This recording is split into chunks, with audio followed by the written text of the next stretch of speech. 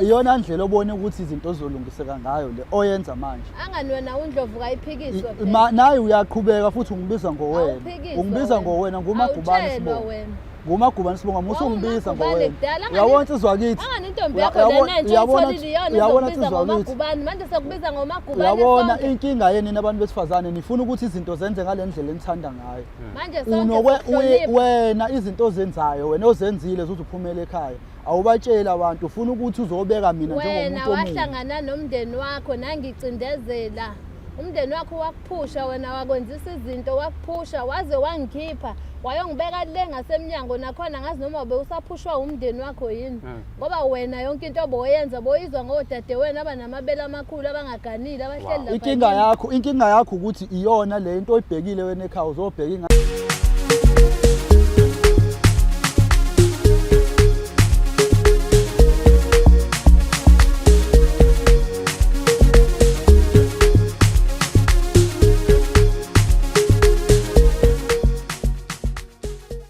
Mbukelo hlelo silungisa umjolo masiphinde sikubingelele sikwamukele kwi-episode yethu yanamhlanje. Igama lami ngingudlala Matifana and I'm the next big thing in KZN. Alazi kudaba ukuthi ungakhohlwa ukusubscribe, ulike, uphinde futhi ushare yona le channel to abangani bakhe, ihlobo zakho nabo bonke abantu osondelene nabo. Ngaphezu kwakho konke kakhohlwa ukuthi ke ucomment khona sibone ukuthi uengeja kanjani towards i-channel yethu Umjolo Show. Uyazi ukuthi la asilwe siyalungisa. Mawukuthi nawe nenkinga ezinto umjolo funa thina singenelele ukulungisena inkinga zakho kulula kakhulu ongakwenza somelele leyo email address umjoloshow@gmail.com. That is umjoloshow@gmail.com. uyasazi ke asilwe siyalungisa. Ngiphelezele sibone sinamhlanje siphethe indaba kabani uthini kuthina mase sifanda uthile simsiza kanjani ukuze sikwazi ukuthola isixazululo towards inkinga asuke ebhekene nayo ngaleso sikhathi. Asambe nawe ke before sambe ngakhohlwa ukuthi ujoin a membership of this channel uphinde futhi upress nanku thanks lapha ezansi ukuze ukwazi ukudonate ngaloko kancane ongakwazi ukusiza ngayo i-channel yethu ukuthi inyuke iye phambili. Siyabonga kakhulu. Asambe ke sibone sinamhlanje siphethe indaba kabani. Umphathi wohlelo ukhuluma noThando wakamajola oshadele kaMagubane. Ngibonga ithuba eninginikeze lona ukuthi ningiphendule ngoba ngike ngabhalela nje ohlelweni lenu. Ngibhalele la ekhaya ngoba ngicela usizo lokuxhunyaniswa noMagubane. Angazi noma ngizothi ngishade naye noma ngizothi ngangishade naye kodwa kukhona izinkinga ezikhona phakathi kothando lwethu ngoba ngicelile nje ukuthi ningixhumanise naye. Ngiyabonga nethuba ninginikeze lona. Mbukele masiphinde sikubingelele kuhlelo silungisa umjolo. Yazi ukuthi mekwabona leyo notification isuke sikutshela ukuthi noma kanjani ikhona indaba esiza nayo and leyo ndaba idingwa ukuthi ilungiswe. Igama lami ngingudlala Matifana and I'm the next big thing in KZN. Ungakhohlwa ukusubscribe, ulike, uphinde futhi ushare yona le channel to abangani bakhe, ihlobo zakho nabo bonke abantu osondelene nabo. Nawe uma uthi uneyinkinga ezithinta umjolo alazi udaba email address oyisebenzisayo umjoloshow@gmail.com. That is umjoloshow@gmail.com. Uma wenze njalo noma kanjani uzoba ke ingxenye yohlelo nanokuthi thina sikulungisele inkinga yakho. Uyazi ke mase sihleli kanje phansi ukuthi usuke khona umuntu esikhuluma naye sazi kabanzi ukuthi kungani la kwisho namhlanje singagcini ngokwazi kabanzi siphinde sithole isixazululo simlungisele inkinga yakhe. Khona umfowethu leceleni kwami njengamanje we about to find out ukuthi kahle kahle kungani la kwisho nanokuthi yini afuna ukuthi simlungisele yona. Mfowethu siyakubingelela siyakwamukela kuhlelo silungisa umjolo. Hayi siyabonga tozwa kithi. Siyabonga mfowethu. Silitholile thina igama lakho but umbukelo obukayo njengamanje ekhaya akanayo idea ukuthi ubalo sinaye namhlanje nanokuthi kungani la namhlanje. Mhlawumbe uqale ngokuthi uintroduce ethu ababukeli bohlelo ukuthi ungubani wakabani. Cha mfowethu ngibonga ithuba ngipha lona lokuyichaza nguThemnkosi umfowamagubane. Angeke ngithandeke ukuyiveza indawo engiphuma kuyona kodwa nje ukhanga uNkomosi impela. Yebo mfowethu. Nkomosi. Siyabonga kakhulu Nkomosi ukuthi meyabe nje sikubhelela mfethu ukuthi uyadingeka kwishow. Ungachithi isikhathi ufike la kwishow ukuthi uzokhuluma nathi. Siya-appreciate kakhulu lokho. Njengoba ulizwa ke mfethu igama silungisa umjolo. Okusho ukuthi ke mhlambe nawe khona la ugeja khona. Insizwa zibuya igeje khona la singenzi khona kahle. Mengangithatha nje ungibeke khamba kanjani emjolweni wami. Cha mfethu angeke ngize ngiqamba manga ngikhulume iphutha. Emntwini engibambisene naye njenganamanje hayi kuhamba kahle kakhulu. Sure. Kuhamba kahle kakhulu kodwa nginomcabango ukuthi kungenzeka ukuthi mhlambe ukhona umuntu ongibeke la kodwa ke noma ngingenaso isiqiniseko sokuthi uyena impela lo muntu ongibeke la. Okuyena umuntu engithi ngake ngabe nongaboni ngasolinye kwezothando naye. Ngiyacabanga. Uma insizwa ingenasiqiniseko kanti uyisokani bapho kungenzeka ukuthi umuntu onamakhaya amaningi. Hayi mfethu la ebusokeni mfethu angizange ngibe umuntu ogxila kakhulu ekutheni ngibe sesifazaneni ngoba ngibe umuntu ofanele agxile kakhulu ekubhekeni ikhaya. Sure. So manje isikhathi sokuba sebenza ukuthi ngishele intombi angizange hayi ngoba zingihlula kodwa ngezinto zokuthi mangabe sabantu besilisa nje sizinsizwa sizalele emzini nasemakhaya kufanele sigcine sesibheka amakhaya sithatha nezinto engafanele ngabe zenziwa yithina ngenxa ngabe khona kabazali. Yeah. Talking about ukubheka amakhaya nezinto ezenzekalayo ebudlelwaneni obuningi abahlukahlukene njengamanje uzithola ula uzolungisa indaba yakho nomuntu owawushade naye ngokusho kwakhe nanishade naye kwenzakalani mfowethu? Cha mfethu mina nje engingakusho ngicabanga ukuthi ukhuluma ngokamajola. Impela. Engingakusho kwamajola watshengisa ubuhlazo obukhulu ngathi ngiphumile ngiye ubheka kwamatoho ngazwa ngithi ngibuya ntambama kwathi uthatha izikhwama nezingane waphuma wahamba ekhaya. Okuyinto ke leyo yaba ubuhlazo obukhulu kakhulu okwengenza ukuthi cha ngeke ngimnikeze ithuba nami ukuthi mhlawumbe akayicabange ngibone ukuthi ugcina kuphi. Mina ngimgcine nje umuntu osayicabanga uma ngabe kuthiwa ngibeke uye la ngabe ubuhlazo obukhulu kakhulu ukuthi usengazongibiza ngibeke la engazazi akhulume nami emva kwesenzo asenza sokuthi aphume ekhaya engakazazi asho ukuthi yini esibangayo ngaze ngixoshe ekhaya kangaka. So what could be the reason mhlawumbe ngokubuka kwakho obonayo ukuthi umama engaze athathe izimpahla zakhe athathe izikhwama zakhe apakisha ahambe ngenzeka mhlawumbe ukuthi uyamdodosa umama awubungamthinti athinti kahle? Hayi mfethu uyabona nje mina ngididekile mina mhlawumbe yena uma engaqhamuka mhlawumbe uyu umuntu ongangitshela ukuthi iyona yiphi into yamkhipha emzini kababa ekhokhelwe zikhishwe zonke inkomo zaya kubo aphume emzini kababa into engakaze yenzeke ngisho emndenini emlandweni ichila lenze ekhaya lokuthi aphuma ahambe ashiye umuzi kababa ashiye nomama ekhaya eseledwa aphuma ahamba ashingila ekhaya kubo ubuhlaza babantu besifazane besikhathi samanje.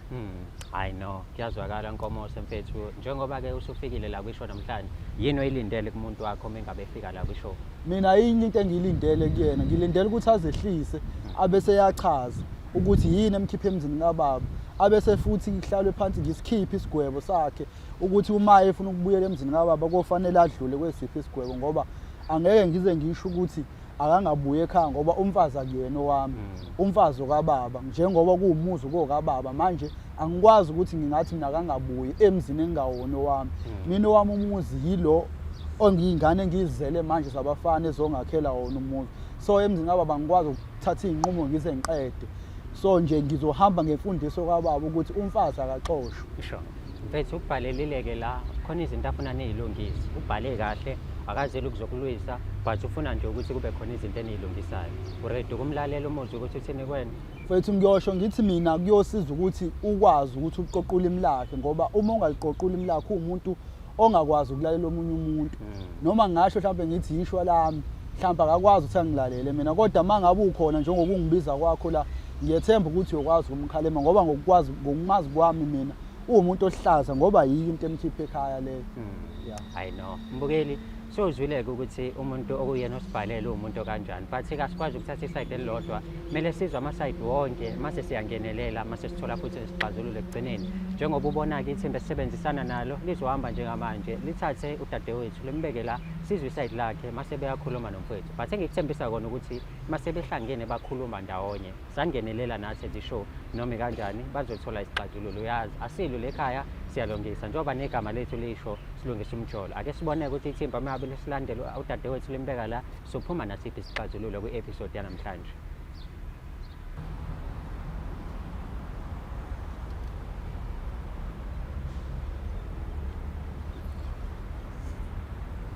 Dadewethu kunjani? Siyaphila. Siyabonga kakhulu ukuthi ke ubhalile kwishow awugcinanga nje ngokubhala kuphela ukwazile nokuthi ufike uzokhuluma nathi njengesicelo sakho ke nangu mfowethu simthathile sambeka la ukuthi sizokhuluma naye noma nikhulume naye nikhuluma indaba yenu sibone ukuthi isixazululo sifika kanjani nanokuthi silungisa kanjani. Well sengikhulumile ke naye ukuzwa nje iside lakho ukuthi yena uthini kuthini but ngingathanda kakhulu ukuzwa nakwena as umbhali ukuthi ngempela kwenzakalani noma yini noma nje waze wa decide ukumbeka la kwishow. kahle kahle mphathi into engenzeka ukuthi ngize ngimlethe la ingoba ngangishadile naye kahle kahle ngangikade ngiganile ubhuti wakhe uthe sekumele ashade sekusondele iy'nsuku zokuthi kushadwe kwawukuthi uyashona kwaba khona nje isixakaxaka engingasazi nami wadlula-ke emhlabeni umndeni-ke wahlala phansi wamcindezela njengosiko ukuthi kube uyena oqhubeka nami Okay. waqhubeka-ke nami and lapha sekuwukuthi siyashada-ke saba ney'ngane nami vele iy'ngane ngangingenazo Okay, so ubhuti omncane Yebo, wena ubhuti wafika ekhaya kaMagubane ngobhuti omdala yebo wadlula emhlabeni yebo mase-ke kwathiwa akungene lo ngosiko lomndeni wakaMagubane yebo bhuti. wakungena lo wakumithisa naba ney'ngane. Okay, seniney'ngane-ke manje naba ndawonye futhi ubudlelwane benu bu-right nishadile kwanakalapho. Khula saze sashada inkinga iqale awumeke mfethu awumeke kancane uzongilinda Magubane. futhi uzongilinda mfethu cha kunento efanele siyilungise kunento efanele siyilungise mfethu manje nakho usangibeka ngaphandle bengichazelile kodwa mfethu ngathi akakwazi ukulalela lo muntu angazi noma ukutshenile lokho Okay. Ngicela kukhuluma umuntu oyedwa ngesikhathi esisodwa. yima ngidlulise lokhu ukaMajola la uyakuveza ukuthi ubeshadile ekhaya beshadile ngokusho kwakhe uthi beshadile kodwa ngokwazi kwami mina sashadile namanje yini unganqwazile pho yini ungashuqulile ngihlele ekhaya phela manje ngikhiphile khona kaMagubane inyongo le wachelwa ngayo siyasuka ngiyoshuqula mhla ngabuyela ngoba wena waqholwa ngenyongo le iphika inyongo nayo igezile ngabuyela emzini wami ngiyoshuqula bengichazile futhi kodwa ngathi inkinga yakho kwamanje ingalaleli ngizoshuqula ungakangibuyisele endlini yami Okay, asibuyele kuwena mama. Ngicela uqhubeke nje nesitory sakho. Ngimnikile iside lakhe ubaba wangaphazamiseka. Ngicela ukuzwa iside lakho le story khona ngizothi mangabe senikhuluma noba uthi sazi ukuthi silungisana. ubhuti besisahleli nje kusamnandi naye uMagubane baba omncane nami bengiyitshela ukuthi phela sekuwumuntu wami kodwa futhi bengingenankinga manje ukuthi khona okunye-ke yena kwenzayo inkinga iqale ekuthenini angangi-update lutho kungabi khona into angazisa yona ngize ngafunda ngisho ukuthinta ifoni yakhe mina ngoba bese ngizwa ukuthi kunomunye umuntu asephilisana naye Okay. ngathi uma ngithole efonini yakhe kwawukuthi ngiyayikhuluma leyo nto sayixabana sayibanga wavele waphuma nesiphetho sokuthi uzolanda yena lowo muntu azomfaka la endlini yami akhiphe mina angakhele ungawubona umjondolo angakhele wona mphathi ngathi oweyinkukhu ulapha ngasemsangweni uma uphuma wangikhipha emzini wendoda manje iyona ndlela obone ukuthi izinto zizolungiseka ngayo le oyenza manje angani wena uNdlovu kayiphikiswe naye uyaqhubeka futhi ungibiza ngowena nguMagubane Sibonga nguMagubane Sibonga musu ungibiza ngowena uyabona insizwa kithi intombi yakho lena nje itholile iyona izokubiza ngoMagubane manje sekubiza ngoMagubane uyabona inkinga yeni nabantu besifazane nifuna ukuthi izinto zenze ngale ndlela enithanda ngayo manje wena izinto ozenzayo wena ozenzile ukuthi uphumele ekhaya awubatshela abantu ufuna ukuthi uzobeka mina njengomuntu wena wahlangana nomndeni wakho nangicindezela umndeni wakho wakuphusha wena wakwenzisa izinto wakuphusha waze wangikhipha wayongibeka le ngasemnyango nakhona ngazi noma ube usaphushwa umndeni wakho yini ngoba wena yonke into oboyenza boyizwa ngodade wena abanamabele amakhulu abangaganile abahleli lapha inkinga yakho ukuthi iyona le into oyibhekile wena ekhaya uzobheka ingane zakwethu awuzile ukuzobheka umuzi kababa inhloso wena yakho ukuthi uzube ekhaya kwakuthi uzobheka umuzi kababa hayi uzobheka ingane zakwethu uzohlekisa ngengane zakwethu laphambi kwabantu uzohlekisa ngengane zakwethu mina kini manje alungile kodwa ngoba abantu besifazane nawo amantombazane njengenawo ulungile ungaphinde futhi ubuye uzosho la uthi uyashaya ungaphinde ubuye la uzosho uthi uyashaya ngoba ubathuka nje ukuthuka abantu basemzini asikhulume mfethu man to man kwenzakalani wakwamthanda kaMajola noma wawuvela ufuna nje ukudla isithelo sabhuti wakho mase ushiya kanjalo ngoba manje usitholile isithelo wangagcina ngokusithola wasaba nabantwana bathi njengamanje kodwa-ke mfethu imanga kubuza ukuthi wena uyangitshela ukuthi ungibiza la ohlelweni lakho awungitsheli ukuthi sizokhuluma ngodaba olufana nalolu uzofika la uzothi mina nilungisa imijolo uzongibuza lento ongibuza yona uzothatha indaba zakithi kaMagubane uzozenza ezakho uma singaqala-ke sibuze wena-ke njengendoda ngoba phela udaba alona udaba labafana udaba lamadoda lolu abanomzane iy'nduna wena-ke ngokwesigaba sempilo usuhambe wafikaphi kuze ngiqhubeke-ke ngazi uma ngikhuluma nomuntu oyiqondayo lento yokugana ukuthi into ehamba kanjani ngoba phela ukwazi ukukhuluma into ungekho kuyona. Fanele ukuthi uma ukhuluma ngento kuyona awukwazi ukungitshela ngokuteta ingane ubungakazi uzoyiteta ingane ungasoze wayiteta ingane. Manje ungitshele yona nsizwa wakithi-ke bese ngikuchazela ukuthi ubuhlaza balo muntu wesifazane buhambe baze bafika kuphi. Wena wesigaba sempilo mama nange ngidala lapha sengikwenzeni baba? Cha, uhlolwa umfazi wakho udala lapha mina. Cha, inkinga yakho ukuthi uhambile umfazi wakho kuyimanje baba. Uhambile. Umfazi kaMfowethu. Cha, inkinga yakho insizwa wakithi. Inkinga yakho yazi inkinga yakho insizwa wakithi ngisuke ngakuhlonipha ekuqaleni. Ngakuhlonipha ngaze ngazofika la. Uhlula ukungiphendula umbuzo kodwa ulindele ukuthi mina ngibe nemibuzo engizokuphendula kuyo. Angithi bafo ngifakwe unkosikazi wakho la noma unkosikazi wakho. Uyena ongifake endabeni zenu. Uthini kumbuzo? Uyena mina unkosikazi wakhe asihlukanisile naye. Anihlukanisa. Asihlukanisile. Uthini umbuzo wakho insizwa wakithi ngikuphendula. Sabizwa ngaye la ngiqhamuka khona. Bese ngeke isidingo sokuthi ungidala bhe kangaka. Cha ukuthi hayi le ndaba ayidinga abafana ledinga amadoda. Okay, mfethu kulungile ngiyaxolisa ukungena indaba zenu ngifakwa yinina kodwa. Yabo.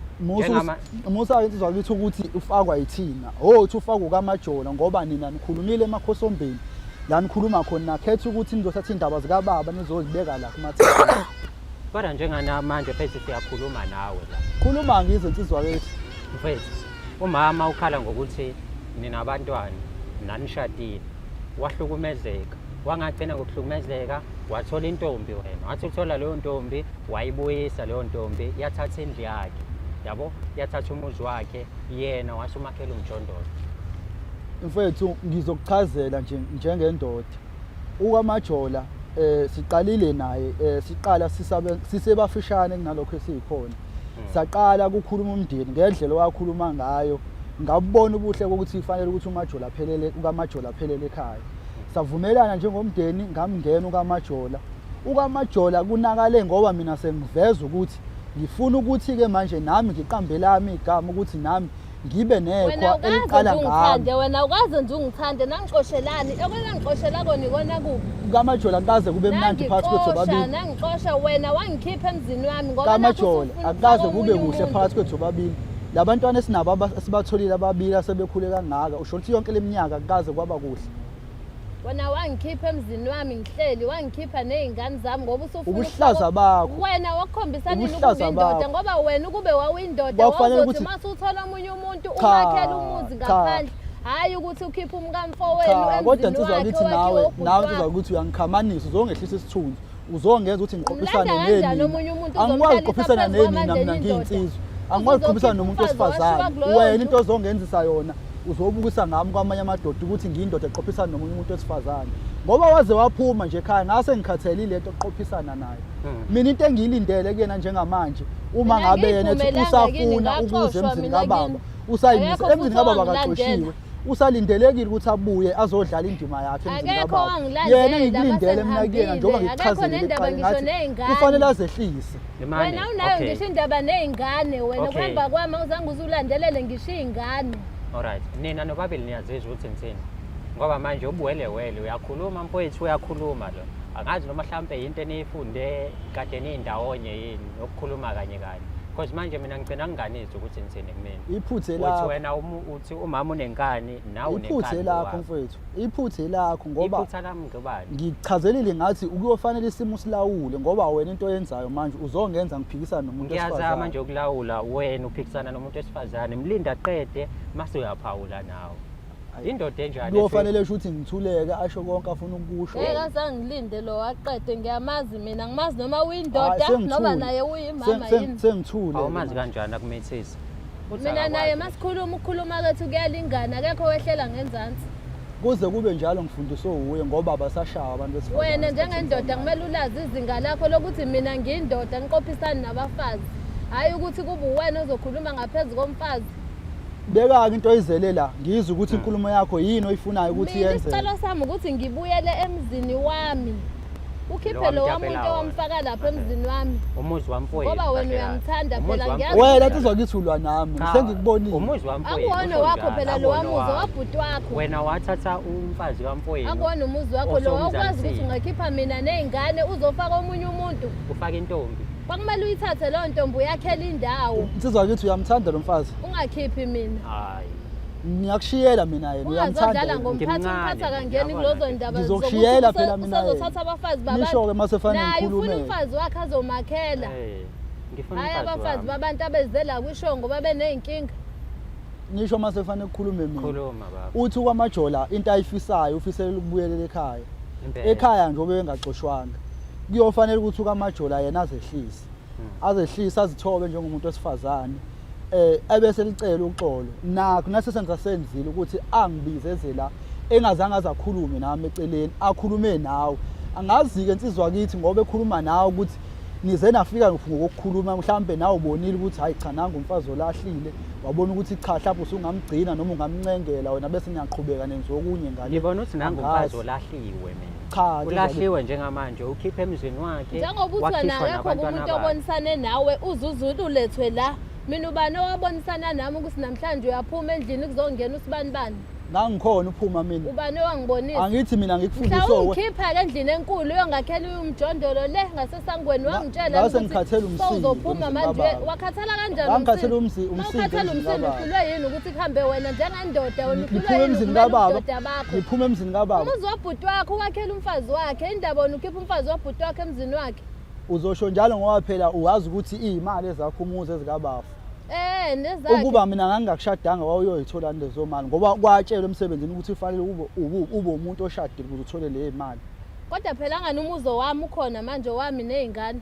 hhayi kamajola wena into engiyilindele kuwena ukuthi uzehlise uma ungazehlisa mina ngakuxolela mina ngeke ngikwazi ukuzehlisa ngingakabuyela ubani endlini kumele yami axolele omunye la ubani kumele axolele ubani omunye? owonile ngoba uyena ophuma emzini kababa bengaxoshiwe wena nami wenzeni ke ngilindele ukuthi ngithole uxolo uxolise wena ngokungikhipha endlini yami ulethe omunye intombazane izohlala endlini yami ukhiphe mina ney'ngane awusho-ke uma kufanele ukuthi silungise izinto mina nawe njengoba uwumuntu osekhuluma kangaka iyona yiphi indlela efanele senze ngayo ngoba ngaxa kwayikona ukukhuluma kwakho mina sami isicelo sisodwa kuyisona singilethe la namhlanje ukuthi ungibuyisele endlini yami ukhiphe usisi lo somfakile endlini mina ngangena nkinga nokuthi wena ukhulume nami kahle ungitshele ungichazele ngingaze ngiyibonele ngiyitholele ngabantu ukube wena wangichazela ukuthi usumtholile umuntu ohlekisana naye mhlawumbe sasoyikhuluma loo nto siyilungise ngenye indlela hayi ngale ndlela wena owenze ngayo izinto njengamanje mina ngifuna yena aphume endlini ngibuyele endlini yami uqhubeke nokondla-ke iy'ngane zabhuti wakho ngazi noma ezakho noma ezabhuti wakho noma ezeni nobabili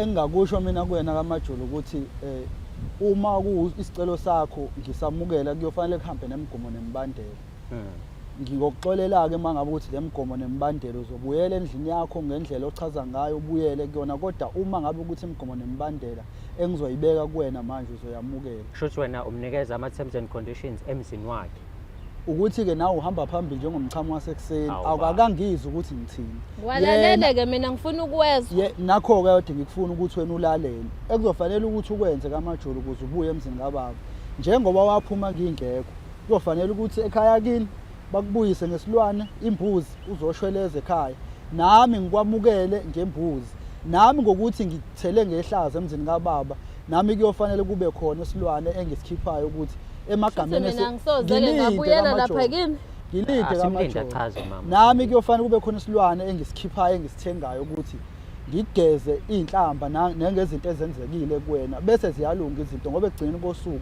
engikhalela kakhulu sizele sinengane yomfana esinayo nokamajola manje akufanele ingane yomfana ikhulele entabeni ikhulele komalume ngikhona noma bekhona nabanye abafowethu and ubaba kuyona ngubaba kufanele ngiyikhulise ngendlela eqotho ukuthi nezinto mina esengwele kuzona engiyibona ukuthi zinto ngingadluli kuzona ngiyidodise ngendlela okuyiyona manje kuyoba yiloko-ke imigomo nemibandela engiwubekayo njengamanje ukuthi inkinga yethu iyolungiseka okay inkinga yokuqala iyalungiseka mama nishadile uchaze kanjalo kade usibhalele Yebo. so umshado wenu uyaqhubeka noma hayi khona hhayi ukamajola mina ngingamamukela ngezandla ezinhle ezimhlophe uma ngabe le migomo nemibandela engiyibekayo ekuyiyona eyongigculisa. Iloko nje ngingalungiseka abuye ahlale kahle siqhubekela besigcine khona ngoba umuntu okhona njenganamanje uyazazi ukuthi uzoba umfazi wesibili. Yeah. Okay. Majol, nange khuluma kubaba. Hayi ngiyamuzwa ubaba uMagubane phela hayi nami akulula ukuthi ngimdedele futhi ahambe kanjalo. Mhlawumbe sengamamukela lo omunye ukuthi azoba unkosikazi wesibili. Kodwa kwemigomo nemibandela yokuthengwa kwezilwane mhlawumbe nami ngisazobonisana nabadala abasekhaya. Okay. Kufanele vele ubonisane nabo ngoba into ekwakufanele bayenze kwakufanele bona uthi ufika nemthwalo bafike ekhaya kithi izokhulunywa indaba kodwa abakwenzanga bona. Kodwa ke ngoba phela uma umuntu kuyenzeka nami mhlawumbe babehluthukele inhliziyo yabo. Mhlawumbe bathathe ngokwenhliziyo kodwa ekugcineni kona kosuku ukungaphikisana singaphikisana kusekusasa. Kodwa egcina usuku abantu efanele sibabeke phambili abantu abasanekusasa eliqhakazile mhlawumbe kunelethu ekuyibona mina engikhathazeke ngabo. Ekuwukuthi futhi noma ngabe izinto azilungi kodwa izingane ngeke jabule ukubona abazali bazo bengekho ndawonye. Izingane ukuze zikhule zibe kahle nasesikoleni kufanele zibone abazali bazo bendawonye. Ngingazi insizwa ngakithi wena ukuthi njengoba ke nawe ula mhlawumbe uyakwazi ukuba nezingane ukukhulisa izingane mhlawumbe ngikhuluma ngento ongayazi. Kodwa bafo angazi mina ngizolungisa la wena manje kufanele wazi. Wakwayibona intombi yami ibhalele indaba zomjolo. Kufanele wazi. Awuyazi ngisho ukuyazi. Kufanele wazi. Yazi kuyokusiza ukuthi uma ukhuluma izinto ozazi. Ngiyayazi lento engiyisho lana nginayo ingane. Oh, hayi kuhle uma ufuna ngimethise wena ngizobona ukuthi kunayo ingane. Nomfazi kufanele ukuthi ube nayo. Nomfazi kufanele ukuthi ube nayo ukuze uzokwazi ukufitha kahle emadodeni. Ungabi nobhebhenele lentshebe mahala insizwa kithi. Awuphethe. Phethe ngikwenzeni? Ngikone ngani? Hayi izwa kithi ukuthi uyaqhambukela. Ngiyaqhambukela abanye bongqobuza abantu. Bongqobuza impela igora lesi zobaleka zigcwala umhlaba. Mfethu ngizelela kuzolungisa inkinga yakho. Hayi ke wena uphezulu utalabhana nami. Hayi ngiyamuzwa kaMajola mekhuluma indlela abeka ngayo. Ngiyamuzwa impela. Ngiyamuzwa kaMajola. Hayi umethu ubuyele ekhaya kubo nami ngifanele mangisuka la insizwa kithi ngihambe ngiyobuyela abakithi. Ngibatshela ukuthi lokho enikwenzile kubi kaMajola angeke kusenzeka ke manje ngoba ezinye zezinto ziyonakala ngenxa yokuthi sizenzeke sibancane ngoba mina nasi besebedlaleni nasibancane. Yebo besibancane siqala lento ngenhlo seziningi ke zemndeni uyayazi ke nawe umndeni ukuthi njani noma ngingazi noma unawo umndeni. Ngingazi phela unawo umndeni mhlawumbe uhlalela wedwa nje awunamndeni. Masesihleba ke baba omncane wena bosangikhumbula ke kodwa. Hayi bekukhumbula ujeqe wakho nenyama ngaphakathi. Khona ukungithanda sangithanda ke baba wabo. Hayi kona kukhona lokho kona kukhona ngoba phela uyaza ngiyona indoda enempakamo ngeke ngikufihle ukuthi ukuthanda kona kukhona ke kodwa kungeve ukuthi phela ngithi qhosha ngalokho. Okay so uhappy umama ngeservice asimnikeza yona njengoba ubaba ekhombisa ukuzehlisa futhi ubaba ekhombisa ukuthi hayi no uzobuyela kuwe. Yeah okwamanje ikona ukuthi ngisayokhuluma nomndeni mayelana nezindaba zezilwane lezi athi kumele ngibuye ngazo kunye nami ngiyakuzwa kushoyo ngoba ngeke ngiphikisane naye kubona konke. Nento engizwayo ukuthi cha le iyawenza umqondo. Magubane mengabe buya umama mfethu ngiyacela umhloniphe umthando umnakekele and manje kuneyinkomo ezithu uzinakekele mfethu indoda vele kumele ibe neyinkomo ezibili kodwa ke inakekele mfethu wenze isiqiniseko sokuthi zihappy ungabi khona inkomo nje edingwe ezehlathini. Hayi mfethu ngizokwenza njalo mfethu ngizokwenza njalo ukuze kube nokuthula nasekhaya ngoba nami ngaze ngiyithole sengishawa naye idlozi mfethu nale tohe sengilitholile ngilibonela inyamalala ngoba kokhaleleka ukuthi kwaphuma umfazi ngenxa yesandla sami. Nami ngizowalungisa amaphutha ngoba into ebalekile ukuthi izinto yilunge ngoba siyazi nempilo iphela nini. Ngoba ukuthi sidlule emhlabeni singalungisile ngoba sesisigqilaze izingane. Hayi no mfethu siyabonga kakhulu ukuthi uhloniphe ufike kwishow namhlanje sokhuluma indaba yakho. Uzobona nje nami sengishadela ukuthi hayi impela unkosikazi wami angeke uzuzwe lutho ngayo. Ngokubuza. Mfethu. Ngokubuza sizwa kithi sibonge. Siyabonga kakhulu mfethu. Hayi-ke mbukeli uyabona udaba lethu ukuthi lihambe kanjani osukwini lanamhlanje kodwa kubaluleke kakhulu ukuthi sixazululo sibuye saba khona nanokuthi sitholakele. Hayi-ke cha ngisho ukuthi kwi-episode yanamhlanje I'm defeated. Ngisabathe ngiyavuka bangidalapha ngithi ngiyavuka bangidalapha ngiyenzeni ngikoneni kubani Shuthi manje mina la kwishow kumele nginitshele ukuthi ngishadile, kumele nginitshele ukuthi nginengane, kumele nginitshele ukuthi nginomuzi ngoba ngayo impela vele kuthiwa ngingena iy'ndaba zabantu mina nginani yindaba kumele udale ngimphatheke manje ngimthwale ngizomfaka la kwishow ngobani. Kodwa ungakhohlwa ukusubscribe, ulike, phinde futhi ushare yona le channel to abangani bakho, ihlobo zakho, nawo wonke umuntu osondelene nabo. Ungakhohlwa silungisa umjolo. Uma usina unenkinga ezithinta umjolo@gmail.com, that is umjoloshow@gmail.com. Asihlangane kwi-episode elandelayo sibone ukuthi silungisa indaba kabani nanokuthi ufuna ukuthini kuthina. Siyabonga kakhulu ukubukela kwakhe. Igama lami ngingudlala Matifane and I am the next big thing in KZN.